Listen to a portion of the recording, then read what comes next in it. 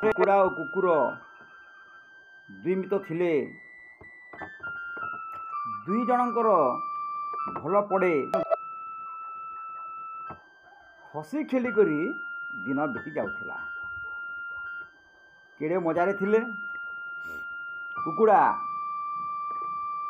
ଖୁଦ ସବୁ ଖାଉଥିଲା, ପାଖରେ ବୁଲୁଥିଲା। କୁକୁର ମଧ୍ୟ ବୁଲି ବୁଲି ତା ଖାଦ୍ୟ ଖୋଜୁଥିଲା, ଖାଉଥିଲା। ଦିନେ ଖରାଦିନ ହାଲିଆ ହେଲା କୁକୁର। ତେଣୁକରି କୁକୁର କ'ଣ କଲା, ଶୋଇ ପଡ଼ିଲା। କୁକୁଡ଼ା ଏକୁଟିଆ ଅଛି, ସେ ବୁଲୁଛି ସେ ପାଖରେ। ତାପରେ କ'ଣ ହେଇଛି, ସେଇ ସମୟରେ ଗୋଟିଏ ବିଲୁଆଟିଏ ଆସିଗଲା। ବିଲୁଆକୁ ଦେଖି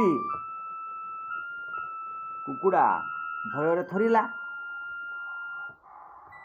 ବିଲୁଆ କୁକୁଡ଼ାକୁ କିପରି ଖାଇବ ସେ ଭାବୁଥିଲା ଏବଂ ପାଖକୁ ଯାଇ କହିଲା, କୁକୁଡ଼ା ଭାଇ ଆସ ମିତ ବସିବା, ହସି ଖୁସି କରି ଚଳିବା। କୁକୁଡ଼ା ବିଲୁଆର ଚାଲାକି ବୁଝିଗଲା।